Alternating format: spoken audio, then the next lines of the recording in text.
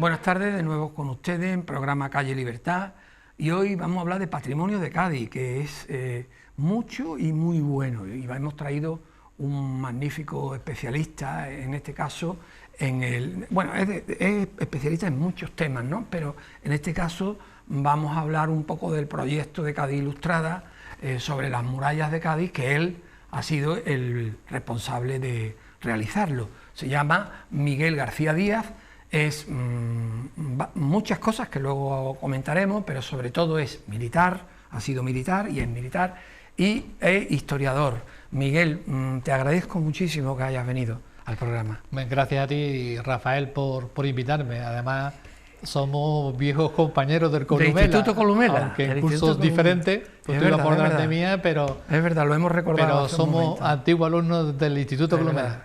Bueno, Miguel, a mí me encanta cuando viene alguien a hablar del patrimonio de Cádiz, en este caso de las murallas, que quizás es de los elementos fundamentales del patrimonio gaditano, ¿no, Miguel? ¿Cómo lo ves tú? Sí, bueno, más que muralla, porque sí, decir muralla es acotar mucho la cuestión de defensas y fortificaciones en general. Vale. Pues te digo que, ya que has citado tú, que el motivo principal de mi presencia aquí es hablar de este proyecto que hemos desarrollado en la Asociación Cádiz Ilustrada. Sí. Pues te diré de que esta brillante idea, porque fue una brillante idea, se le ocurrió a nuestro presidente, Antonio Ramos, que en una reunión de la Junta Directiva, de la cual formamos parte de gente muy especializada en el patrimonio gaditano de Cádiz. No te quiero decir quiénes son para no dejar de citar alguno, pero son toda gente muy conocida y muy entendida en la materia.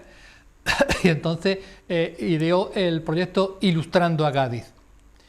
Y él se le ocurrió porque Cádiz Ilustrada, desde el año 2010, porque Antonio Ramos y yo fuimos de los, digamos, fundadores, con Elena González, que fue la fundadora y primera presidenta de Cádiz Ilustrada, se idearon las rutas para conocer el patrimonio de Cádiz. Entonces, diversas rutas, y a mí siempre me encargaban, claro, la ruta de defensa y fortificaciones. Porque es lo tuyo. Porque es Cádiz una de mis especialidades. Miguel, es una asociación que está encargada de promocionar la defensa, la difusión de la historia, de la cultura y el patrimonio de Cádiz. Somos totalmente apolíticos y aconfesionales. Exacto. No nos duele en prenda criticar cuando las cosas se hacen mal y se hace daño al patrimonio, sea la institución o el organismo del color político, religioso o lo que sea. Sí, si están mal. Estamos para velar, difundir el patrimonio de la ciudad de Cádiz. Entonces tenemos en el Día de Cádiz, cada 15 días creo, tenemos una sección concedida que se llama Cádiz Ilustrada Opina, y ahí hablamos del tema candente de actualidad, y nos da igual que a alguien le caiga mal o lo que sea, contamos lo que hay en defensa del patrimonio gaditano. Entonces, en función de esas rutas que creamos desde el 2010 y de otro proyecto que hicimos, que fue el Ilustra Joven, hicimos un proyecto que consistió en ir a los institutos y a los colegios y presentar unos cuestionarios para ver nuestra juventud, nuestros jóvenes, ¿qué conocían? ¿Qué conocimientos tenían de Cádiz? Cortito. Fue desastroso, y entonces, con base a eso, pues se le ocurrió a Antonio hacer el proyecto Ilustrando a Cádiz, que lo concretamos en 10 capítulos.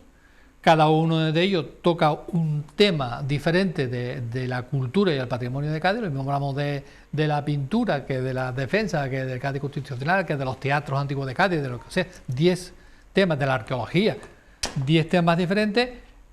Aprovechamos que la Consejería de Cultura del Ayuntamiento de Cádiz iba a dar una subvención para sufragar el 80% de los proyectos que se presentasen. Presentamos el proyecto y fuimos elegidos para llevarlo a cabo. El ayuntamiento ha sufragado el 80% de los proyectos, de la grabación, edición, montaje de estos 10 capítulos. Naturalmente, los que lo hemos llevado a cabo no hemos cobrado nada, porque la mayoría somos de la Junta Directiva de Cádiz Ilustrada, y el 20% pues, lo ha afrontado la Miguel, asociación. Esos documentales que habéis hecho, Ahora, ¿cómo se difunden? ¿Qué hacéis? La pasada semana presentamos, hicimos una especie de tráiler de avance, como se decía antiguamente en los cines, cuando veíamos el nodo, cuando tú y yo somos de la misma época. Del avance. Entonces hemos hecho un resumen de los 10 y lo proyectamos en el Espacio Eco, que el ayuntamiento, nuestro amigo Moncho de la Rosa, que es uno de los, digamos, de los que jefes de allí, nos concedió la sala más grande que por efecto COVID. Había que limitar mucho el aforo, y allí presentamos un resumen de los 10 proyectos. Ahora, se ha llegado a un acuerdo con la Onda Cádiz, porque ya que el ayuntamiento proporcionó el 80% de de los costes de la producción, pues entonces Onda Cádiz y Cádiz Ilustrada se han comprometido en ambas partes, han hecho un acuerdo, un contrato, digamos, en que Onda Cádiz va a hacer 10 programas en el que va a emitir ese documental, pero antes nos va a llevar a los que hemos hecho los diferentes capítulos para entrevistarnos, hablarnos del tema, y luego se proyecta el documental. Así habrá 10 programas diferentes. A partir de ahí se pondrán en YouTube, en el canal YouTube, también se pondrán en la página web de la asociación, y también ya hemos hablado con diversos colegios, institutos, todos aquellos colegios de Cádiz que estén interesados en disponer de esos capítulos para proyectarlos a los alumnos en las clases. Estará a disposición todos los profesores de los colegios de Cádiz que quieran disponer de cualquiera para ponérselos a los alumnos. Miguel, vamos a hablar de tu parte. Tu parte ha sido, tú eres artillero, tú eres militar, tú has sido una persona que interesada en muchísimas cosas, has investigado muchísimo, pero claro, tú sobre todo has conocido mucho el tema de la defensa, 3 siglos de construcciones, que ahora vamos a hablar sobre ello, a ver si podemos intentar, porque esto es muy difícil, porque tú has escrito libros y resumir es muy complicado, pero bueno, vamos a pensar en un espectador medio que nos está hablando, que a lo mejor no está demasiado informado, ¿no? El espectador que nos está viendo sabe que Cádiz está rodeada de murallas y además hay una serie de baluartes, de fortificaciones, etcétera. Vamos a ver cómo empezó todo aquello, porque eso no fue una cosa de un día. No, fue de 3 siglos. De 3 siglos. Fue una cosa de 3 siglos. Exacto. Vamos a empezar por no sé si antes del ataque te interesaría hablar de... Hay un ataque anglo-holandés en 1596. Para empezar a hablar en el documental, en el capítulo de que yo he tratado sobre defensa de fortificaciones, precisamente nos desplazamos con las cámaras y tal al castillo de Santa Catalina, porque el castillo de Santa Catalina fue lo primero que se hizo cuando se decidió no abandonar Cádiz después del asalto anglo-holandés de 1596. ¿Cómo se decide eso, Miguel? Entonces, Felipe II me parece que es, ¿no? Sí, el rey... en aquella época los ingenieros militares eran los máximos expertos en la ingeniería de todo tipo, no solamente en hacer castillos, murallas o fuertes. Los ingenieros militares eran los más prestigiosos, y entonces el rey echó mano de Cristóbal de Rojas, que era por aquel entonces era pues de lo mejor.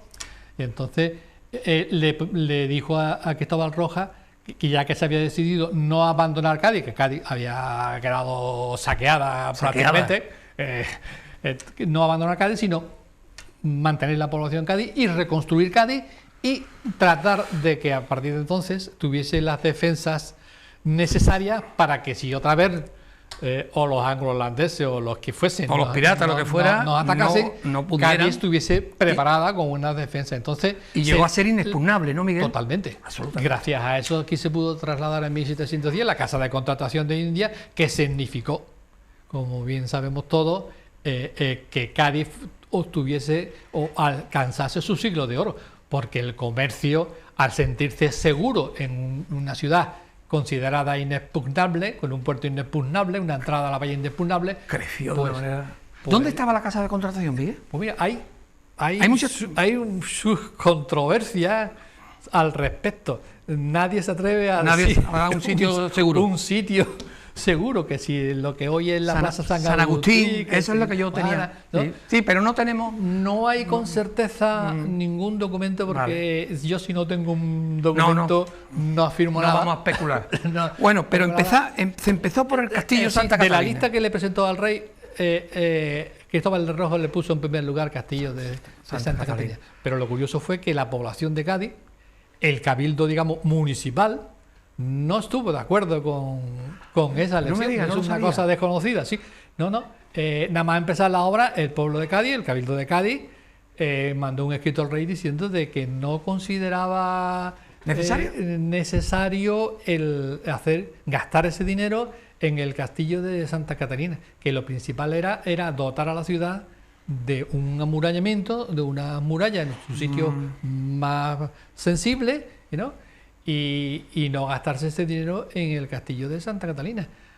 Pero el proyecto siguió adelante, la historia, los acontecimientos posteriores dieron la razón al Cabildo Municipal y al pueblo gaditano, porque militarmente hablando, el castillo de Santa Catalina en la historia de Cádiz no ha servido absolutamente nada. Además está ahí metido, ¿no? En cuanto a su defensa. Claro, Aquí el sitio clave era la parte apta para desembarco, que era toda la franja de la bahía que llegaba al castillo de Puntales.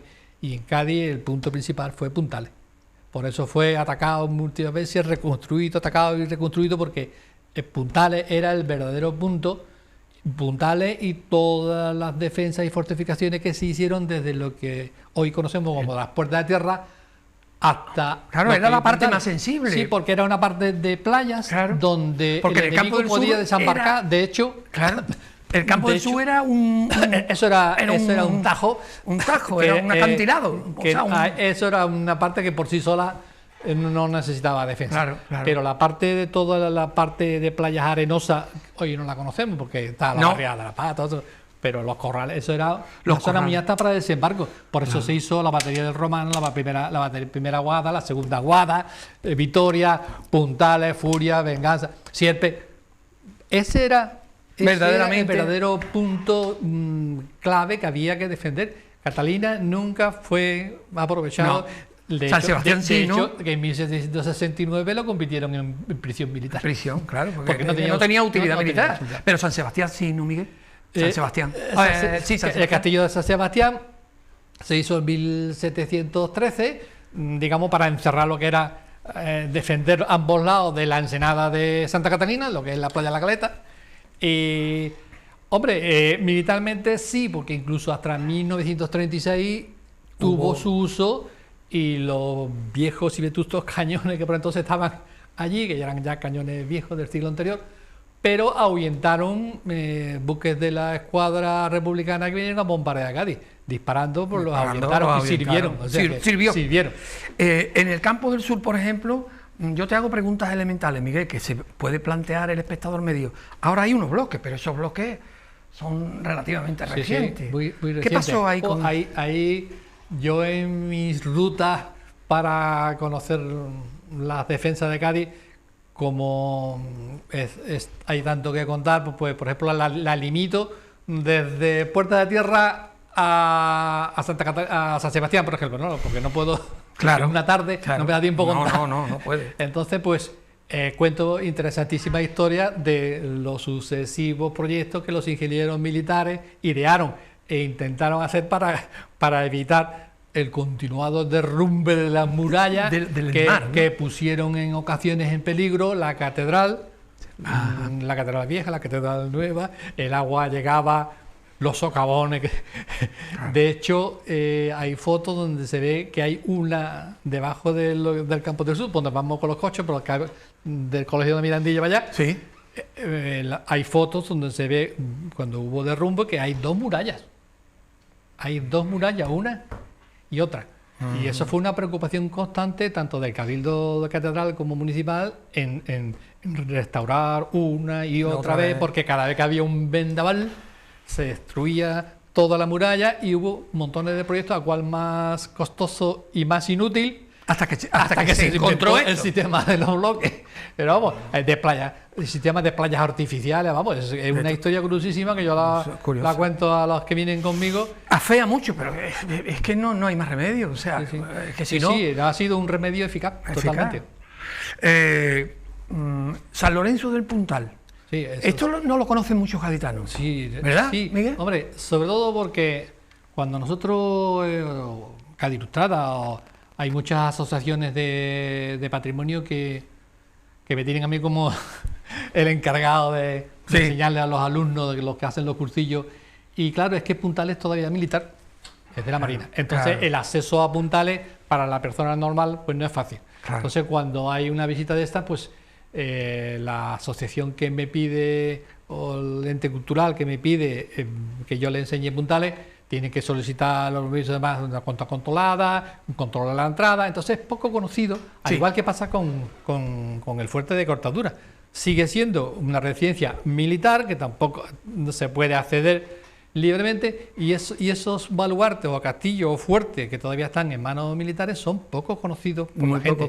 Entonces, fíjate tú, el ansia que había de la gente interesada en la cultura de Cádiz, cuando Cádiz Ilustrada organizó una de sus rutas con visitas incluidas al fuerte de Cortadura y al fuerte de Puntales en una misma mañana, se nos apuntaron 150 personas. Y yo tuve que hablarle, no tengo ningún problema en el número de los que me escuchan, aunque no tengo buena voz, pero Antonio Ramos, el presidente de la asociación, tuvo que buscarse un megáfono de estos de las manifestaciones, que creo que eran del sindicato Comisiones Obreras, y me lo ponía por delante porque es que tenía 120 personas escuchándome, porque es que la gente está ávida de conocer esos sitios que normalmente no puede acceder. Es que me gustaría preguntarte tantas cosas, es que no tenemos tiempo, realmente. Perdona que te corte, el tema de Cortadura es súper interesante. Sí. Cortadura es porque Cortadura corta... fue otra obra inútil. Pero en aquel momento... No, en aquel momento no era nada interesante ni era necesario para la defensa de Cádiz, la defensa de Cádiz estaba en el Puente Suazo. Ah, claro. El castillo de Cortadura fue una obra que se hizo así en plan popular, de vamos al pueblo gaditano a defender. Pero eso fue más o menos para quitar el miedo, era inútil. Y los estrategas de esa época lo sabían igual que los de ahora, en que eso, colocar allí esa obra, esa Cortadura, no servía para nada. El enemigo no... si traspasaba el puente Suazo, entraban con esa obra o sin obra, igual que las puertas de tierra, igual. O sea, la defensa de Cádiz estaba en el puente Suazo. Para aplacar un poco el miedo, la preocupación.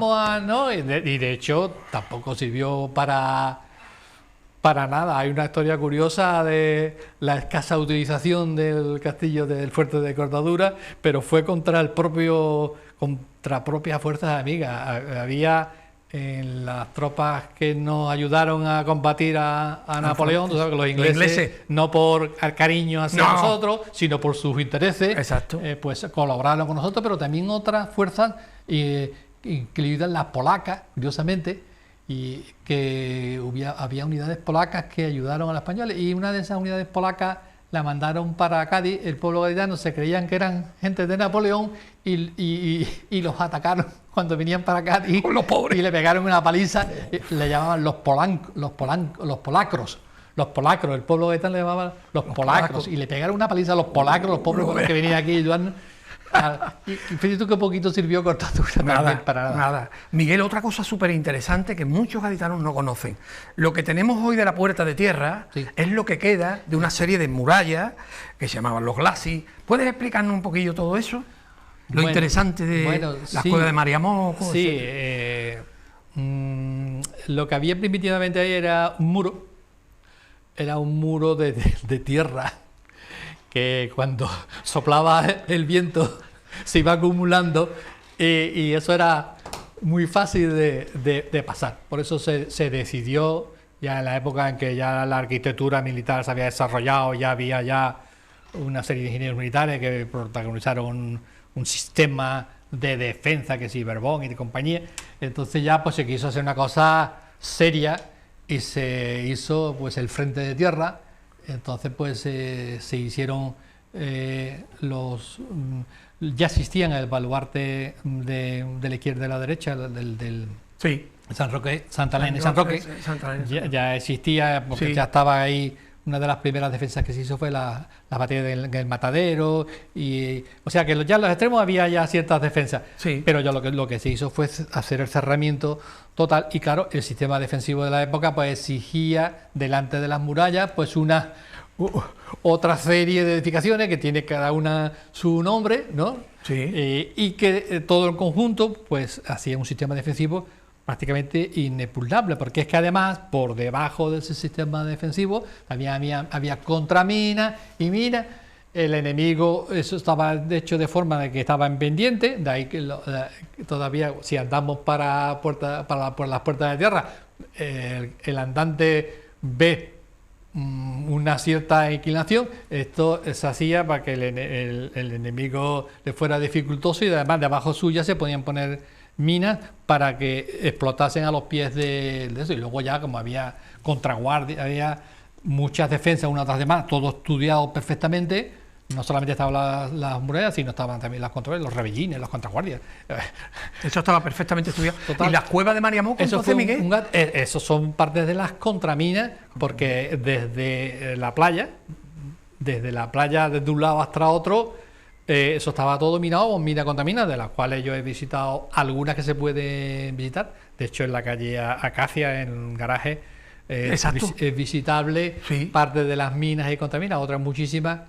Todas las que estaban en lo que fue el gobierno civil antiguo y tal, todo eso se han machacado, todas las construcciones de Bahía Blanca las han machacado, pero eso todo eso era capaz de andar. Vamos, existe el plano de las contraminas, de un lado a otro, de una muralla de un lado a otro, de Santa María del Mar, digamos, por decirlo. ¿Eso está más o menos hoy en condiciones? No, solamente trozos. Solamente trozos. Y entonces las cuevas de Mariamoco eran partes de esas minas y contraminas, claro, que había. Pues ahí había trampa y el enemigo sí empezaba a perseguir. No, lo que había hornillos para poner ahí las cargas y. Vale. No, pasa que había desnivel o lo que sea, pero vamos, sí, tanto como trampa no. No. Miguel, nos quedan 4 minutillos y me gustaría también, no sé si quieres añadir algo sobre muralla, porque quiero hablar también del aspecto cofrade tuyo. Bueno, pues en 4 minutos pues no se pueden resumir 55 años de historia cofrade, o sea que si quieres vamos añadir, a hablar de la pues cofradía. Vamos a lo de tú has estado muchos años también, has formado parte de los afligidos, de la piedad, que me lo dijiste antes. Te quería preguntar, la piedad es un paso señorial de... Bueno, ya tenemos 2, porque la Virgen de Buisa, que iba en el paso, en el misterio, pues la llevamos a su propio paso de palio. Eso fue una historia muy larga, porque se hizo sin medio económico para ello, pero se logró. Y entonces ya tenemos 2 pasos, el del misterio, para el cual hubo que hacer una imagen nueva de la Virgen, se llama Virgen de la Consolación, que lo hizo Luis González Rey, siguiendo la idea de conjunto, de Buisa, que hizo las otras imágenes de María Magdalena y de San Juan, para no desentonar. Hizo una Virgen muy parecida al estilo de Buiza, para que integraran, no desentonar, pero en vez de ser de palio, mira para abajo, pues miraba ya para el Cristo, ya era una Virgen de eso. O sea, tenemos 2 pasos. ¿La piedad no es el paso que más pesa? Estoy hablando de oída. Es que cuando tú sabrás que en 1989 se hundió el paso que tenía la hermandad, porque como es militar, el gobierno militar permitía a la cofradía utilizar una de las bóvedas de San Carlos para guardar el paso, pero en uno de los temporales de los que hemos hablado de Cádiz, pues socavó todo el suelo, se cayó la pared encima del paso y nos quedamos sin nada. Era el único paso que teníamos, un paso que era un estilo cordobés, que lo había pagado también el gobierno militar, metálico, de esos que se hacían en plan chapa, tal. Y entonces el proyecto nuevo fue un pedazo de proyecto y un pedazo de paso ya en condiciones de madera y bronce, que pesa mucho, pero vamos, se ha procurado disminuir el peso en todo lo posible, claro. Hasta los ángeles de bronce que están debajo de los faroles y tal. Yo me acuerdo que se fundieron en San Fernando en un taller de fundición, pero luego fueron ahuecados, porque cada angelote que sostenía pesaba, entonces se hizo un trabajazo, se ahuecó y se ha ido quitando todo y ha quedado una maravilla de paso. Miguel, podríamos hablar de ti, de los libros que has publicado, de muchísimas cosas, de todo lo que has investigado. Tenemos que ir terminando y te quería preguntar, tú conocerás, me imagino, otra Semana Santa, ¿qué característica puedes reseñar de la de Cádiz que te llame la atención, que digas tú? Wow. Bueno, fundamentalmente la carga. para mí la carga es un elemento totalmente distintivo de Cádiz. A mí el sitio que más me gusta, que sabes por qué. La carga. No, además es casi excepcional, ¿no? Eso sí. Porque hoy en día Sí, prácticamente eso, todo el mundo es costalero pero el paso de... Esa forma de llevar los pasos en Cádiz es un elemento diferencial con respecto a todas las cofradías. Cádiz, en lo que es paso e imágenes, tiende a copiar Sevilla. Sí. Es a excepciones de la cofradía de la Expiración, que por estar dirigida en aquellos momentos por malagueño, se fue al estilo malagueño, caso del paso de palio de la Virgen de la Victoria, pero eso es una excepción. Normalmente el espejo en el que se mira Cádiz es Sevilla en este aspecto, pero la particularidad de la carga para mí es un elemento de diferencia de oro, y para mí mejor. Yo ver andar un paso en Cádiz al estilo gaditano, no a estilos que pretenden hacer mezclas de una cosa con la otra, para mí eso es una belleza. Es verdad, es verdad. Impresionante. Miguel, nos tenemos que ir. Y a mí me da pena, porque yo estaría aquí hablando contigo, yo qué sé, 24 horas, ¿no? Porque todo lo que dices es súper interesante y yo creo que a los espectadores también les ha gustado. Así que pues muchas gracias por venir y a ver si podemos tener otro encuentro pronto. Ya sabes, cuando yo reanude mis tertulias literarias, aunque esté en Sevilla, te invitaré por si puedes venir. Pues muchas gracias. Lo malo es que después vas a querer venir a todos. No, eso seguro, eso ya te lo digo yo, que seguro. Bueno, pues nada, muchas gracias por estar ahí y hasta el próximo programa.